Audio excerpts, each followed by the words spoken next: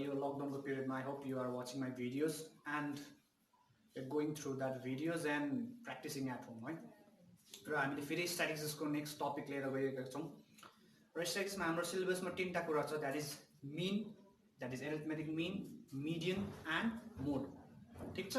So पहिला हामी arithmetic मिनमा आजको टपिक हामी एरिथमेटिक मिन गर्नेछौँ, त्यसको बाद हामी मिडियन र मोडमा पनि जानेछौँ। So first let's try to understand what is arithmetic mean है। सो हामीले सानो क्लासेसहरूमा अलरेडी गरिसकेको छौँ। एभरेज, जुन एभरेज खोज्छ that is nothing but the arithmetic mean. जुन एभरेज खोज्छ हामी त्यही नै arithmetic mean.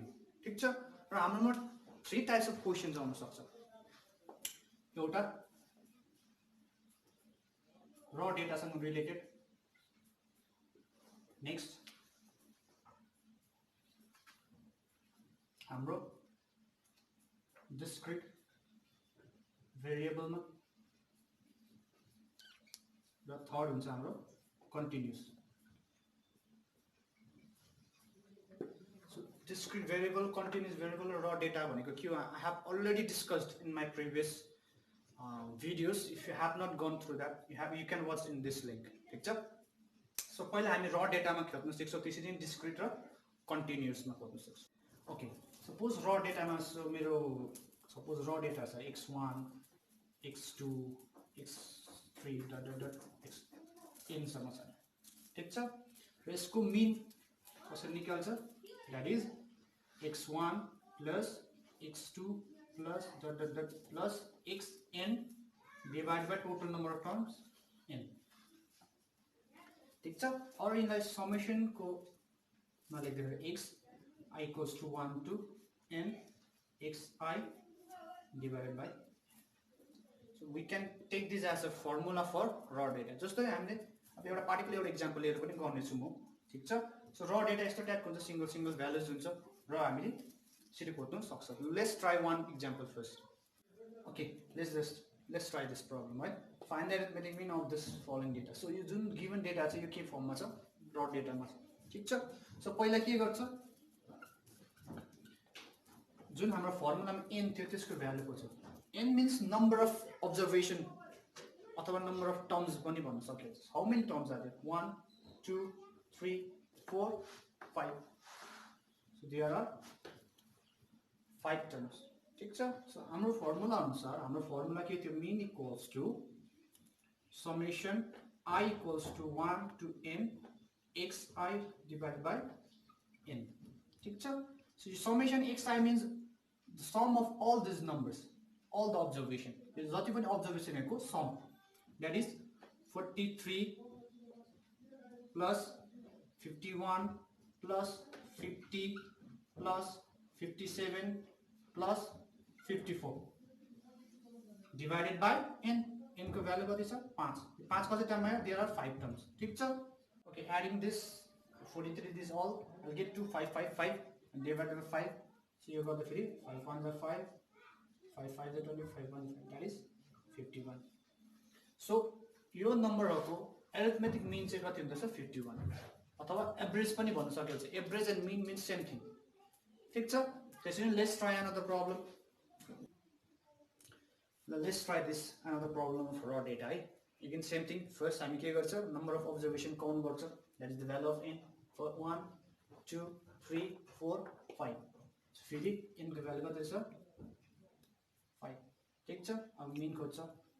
Formula that is summation i equals to 1 to n x to power I and n.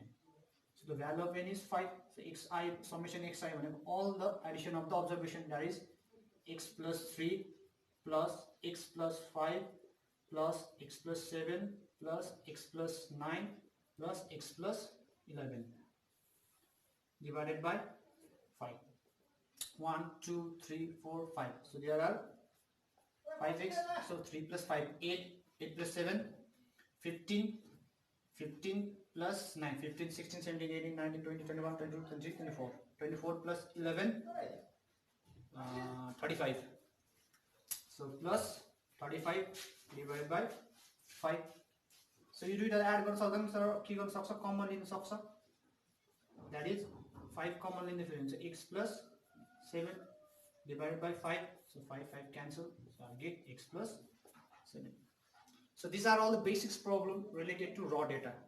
अब हामी के गर्छ एउटा डिस्क्रिट र कन्टिन्युअसमा पनि गरेर जान्छ। ल अब हामी र डेटामा गयो, अब ट्याबुलेटेड डेटामा चाहिँ गर्न सिक्छौँ हामी, ठीक छ।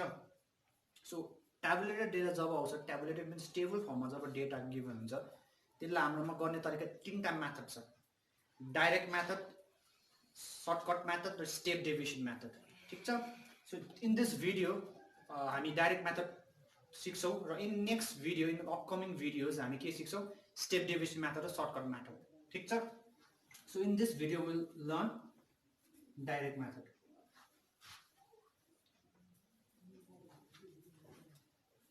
ठीक छ। सो पहिला डाइरेक्ट मेथडको फर्मुला दिइहाल्छु, that is mean equals to summation I equals to 1 to n fi xi divided by summation f I equals to 1 to n xi. So direct method को लागि formula, so easiest method compared to shortcut method र step deviation method, but going in point of exam view, that is exam को view अनुसार तीनटा method सिक्नु जरुरी छ, direct method पनि, सर्टकट मेथड पनि, स्टेप डेभिएसन मेथड पनि। किनभने एक्जाममा कस्तो आउन सक्छ भन्दाखेरि you never know, they will be written find the arithmetic mean of the following data by step deviation method. So properly they will mention the method, so in that way so you have to learn all the three methods. Okay, एउटा example लिएर गरौँ। Okay, यो problem गरौँ है। र यो given data छ र डेटा हेर्दाखेरि के छ भने सिंगल डिजिट भ्यालुहरु छ, किन 15 16 17 18 19 20 all these are my class marks, ठीक छ। क्लास इन्टरभल र क्लास मार्क्स डिफरेन्स मैले अस्ति भनिसकेको छु प्रिभियस भिडियोमा, सो डोन्ट गेट कन्फ्युज। यो एउटा के फर्ममा छ, यो discrete, they are discrete variable, ठीक छ। किनभने एउटा पार्टिकुलर नम्बर छ 15 16 17 18, यो मेरो के हो, यो एक्जाम्पल के को, यो मेरो डिस्क्रिट को, ठीक छ। अलिकति बेसिक, अलिकति खाली भिन्नता हुन्छ डिस्क्रिट र तिम्रो कन्टिन्युअसमा, तर गर्ने तरिका त्यही हो, ठीक छ। र जब टेबल फर्ममा दिएको हुन्छ, पहिला के गर्छ, एउटा टेबल क्रिएट गर्छ, ठीक छ। सो यो जुन मेरो एज छ, जीएस लेख्छ, that is 15 16 17 18 19 and 20।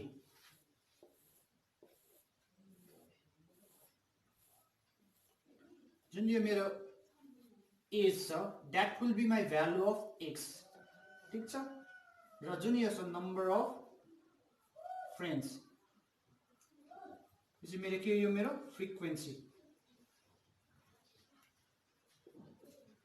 So I suggest all the students, जति पनि मैले मेथडहरूको नाम भने, डाइरेक्ट मेथड, सर्टकट मेथड, पहिला यो दुईटा टेबल बनाइहाल्नु, द्याट इज यो छ 4 7 10 10 5 and after that the bottom of this table के गर्ने भन्दा फेरि चाहिँ फर्मुला लेख्ने। यदि फर्मुला लेख्यो भने चाहिँ टेबल कस्तो प्रकारले क्रिएट गर्नु त्यो सजिलो पर्छ। सो मैले डाइरेक्ट मेथड गर्दैछु भने फेरि डाइरेक्ट मेथड फर्मुला लेख्छु म, that is mean equals to के छ, summation I equals to 1 to n fi xi divided by summation fi equals to 1 to n। यो डाइरेक्ट मेथडको फर्मुला मैले लेखेर मुनि लेख्छु म। सो इन दिस फर्मुला मलाई के चाहिँदछ भन्दाखेरि चाहिँ f र x चाहिँदछ, this is my x, this is my f, त्यो भइलो। र अर्को नेक्स्ट के चाहिँदछ, fx, fx भनेको f र x को मल्टिप्लिकेसन, त्यही कारण म अर्को एउटा टेबल बनाउँछु यहाँ, fx को टेबल बनाउँछु यहाँ म, ठीक छ। I hope this is clear. fx भनेको f र x को multiplication, so this is my x, this is my f। So यो के हो, fx भनेको मल्टिप्लाई 15 into 4, द्याट इज कति हुन्छ 60, ठीक छ। त्यसैले यो के हुन्छ 16 into 7, 7 6 42 को 4, 7 7 8 9 10 11, ठीक छ। ओके, त्यसरी नै के गर्दा फेरि 10 into 17 गर्दा यो आउँछ, त्यसपछि 10 into 8, so you will get this value, यो बुझ्ला। So fx means f into x, र f र x को भ्यालुजहरु मल्टिप्लाई गर्दा you will get this data, ठीक छ। अब नेक्स्ट चाहियो मलाई समेसन fx, समेसन को अर्थात fx टर्महरु जति छ डल्लै जोड्नु भनेको. So add this 60 plus 112 plus 170 plus 180 plus 95 plus 80. So जोड्दा फेरि हुन्छ 697. ठीक छ. अब नेक्स्ट चाहिँ मलाई if is already out here, but I need summation f. Summation job summation means addition of all the f, that is this is my frequency. So summation f जोड्दा फेरि हुन्छ 40. ठीक छ. After that I'll just put the value. Summation f भनेको पाए मैले 697 र summation f भनेको पाए 40. So if I divide गर्दा 17.425 approx. Around here नै पाउँछ होला. ठीक छ. So in this way we can calculate the mean using direct method. यो भयो मेरो discrete मा.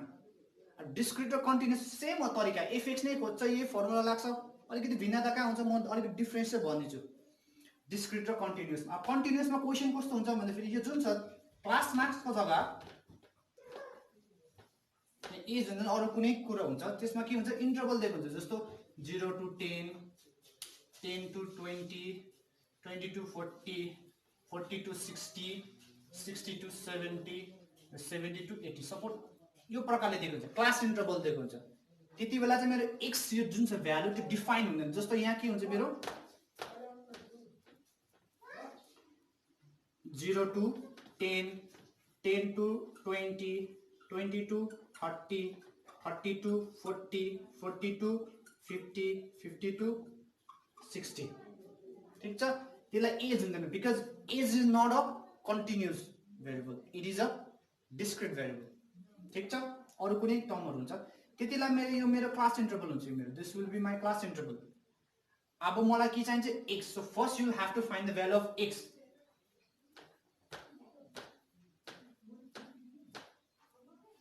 सो पहिला मलाई के को भ्यालु चाहिन्छ x को भ्यालु चाहिन्छ. ठीक छ.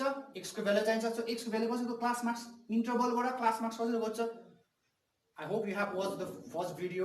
If you have not watch go through that video. के गर्छ adding lower limit plus upper limit divided by 2. So 0 plus 10 divided by 2 हुन्छ 5. This add this 2 it will be 30. 30 divided by 2 15. त्यसरी कति हुन्छ यो 25, 35, 45 र 55. So this will be my value of x. अब next के गर्छ fx. यति खाली डिफरेन्सेस हुन्छ मेरो